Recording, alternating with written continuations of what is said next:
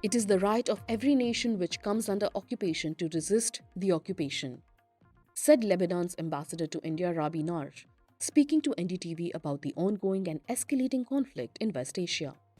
The envoy said, and I quote, "Lebanon's armed forces have not been pressed into action. Because if we do that, then it officially becomes a war between two nations. It is currently the people who are resisting an occupation by Israel." Unquote. Explaining his remark, the ambassador said, quote, "Israel has been attacking us since its formation due to its policy of occupation and expansionism. Resistant groups like the Hezbollah and many others have always resisted this occupation." Unquote.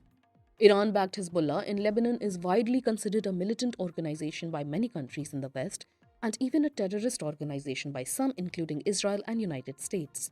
Members of the Hezbollah are part of the parliament in Lebanon, but are not considered part of the government. And in a show of resistance earlier today, Iran's Supreme Leader Ayatollah Ali Khamenei delivered his first public sermon in 5 years. In this, he said that Israel won't last long, as he backed the Palestinian and Lebanese movements against Israel in his rare Friday sermon. Addressing tens of thousands of supporters at a mosque in Tehran, Khamenei justified its missile strikes on Israel as a public service. A gun kept by his side, the Iran leader declared that Israel could not prevail against Hamas or Hezbollah, as chants of "We are with you" from the crowd echoed in the vast mosque grounds.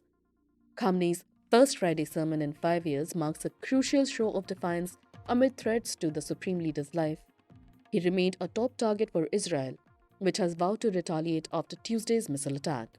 In this speech, he also praised Hassan Nasrallah, the former chief of Iran-backed Lebanese group Hezbollah, who was killed in an Israeli airstrike in Beirut last week. Quote, "Sayyid Hassan Nasrallah is no longer with us, but his spirit and his path will continue to inspire us forever.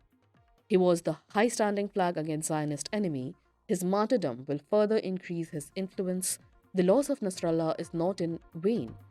We must stand up against the enemy while strengthening our unwavering faith." Unquote, Khamenei told the gathering. Israel's war against Gaza has now expanded to a three-pronged war or three-pronged conflict, with Iran and Lebanon also coming into play in a much larger role.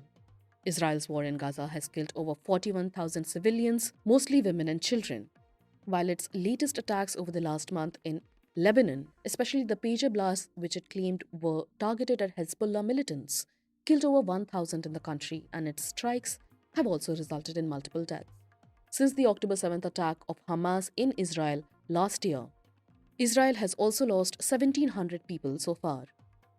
Many international organizations like the United Nations have condemned the expanding war and requested ceasefire from Israel.